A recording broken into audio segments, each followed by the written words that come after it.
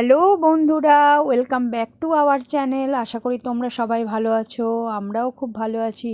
আরও একটা নতুন ভিডিও নিয়ে তোমাদের সামনে হাজির হলাম। এখানে এটা কি ভাজা হচ্ছে তো বুঝতেই পারছো। হ্যাঁ, চিংড়ি মাছ। দেখো, চিংড়ি মাছগুলোকে প্রথমে লাল লাল করে ভেজে নিলাম।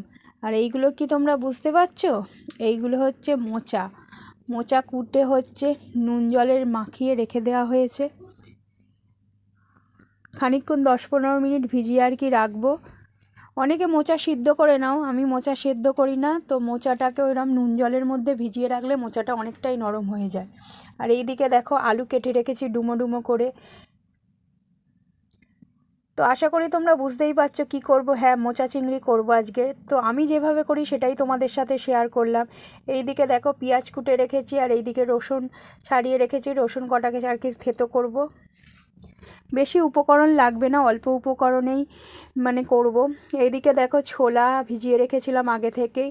তো তোমরা মনে করলে ছোলা দিতেও পারো, নাও দিতে পারো। যেহেতু চিংড়ি মাছ দিচ্ছ, ছোলা না দিলেও চলবে। তো আমার যেহেতু ছোলা ভেজানো ছিল, আমি হচ্ছে চিংড়ি মাছও দিয়েছি, ছোলাও দিয়েছি। এদিকে দেখো, কড়াইতে সর্ষের তেল দিয়েছি। সর্ষের তেলে তোমার হচ্ছে 5 ফোড়ন দিয়েছি, আর তেজপাতা দিয়েছি, আর 2টো কাঁচা লঙ্কা দিয়ে দিয়েছিলাম।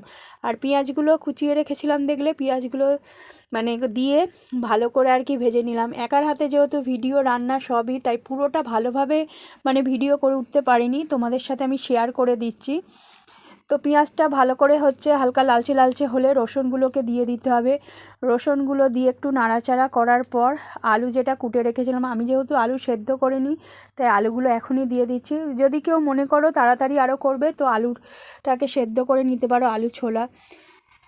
তো আলুটাকে দিয়ে দিয়েছিলাম। এরপর একে একে মশলা দিয়েছিলাম। মশলাগুলো আর কোনোটাই তোলা হয়নি। দিয়েছিলাম প্রথমে নুন, হলুদ, জিরে গুঁড়ো, আর একটু হচ্ছে তোমার ওই কি বলবো, লঙ্কার গুঁড়ো। তো দিয়ে ভালো করে আলুগুলোকে একটু কষিয়ে নিয়েছিলাম। তো এরপরে হচ্ছে যে মোচাগুলোকে দেখলে নুন জল মাখিয়ে রেখেছিলাম, সেগুলোকে ভালো করে চটকে জল নিগড়ে মোচাগুলোকে দিয়ে দিলাম। তো দেখো, এরপর মোচাগুলোকে দেওয়ার পর হচ্ছে আলুর সাথে মোচাগুলোকে ভালো করে হচ্ছে মিক্সড করে নিলাম।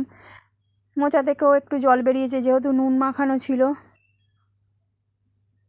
তো একটু ভালো করে কষতে হবে, মোচা থেকে তোমার তেল জল একটু বেরোবে। তো দেখো, ভালো করে কষিয়ে নিচ্ছি। খানিকক্ষণ ধরে ভালো করেই কষাতে হবে, প্রায় 10-15 মিনিট। আমি বেশি কিছু মশলা দিইনি। যদি কেউ মনে করো হচ্ছে আদা বাটাও দিতে পারো, আমি শুধু রসুন একটু থেতো করে দিয়েছিলাম।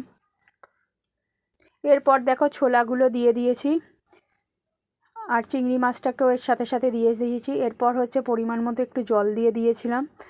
তো একটু ভালো করে ফোটার পর আর কি ঢাকনা চাপা দিয়ে দিয়েছিলাম।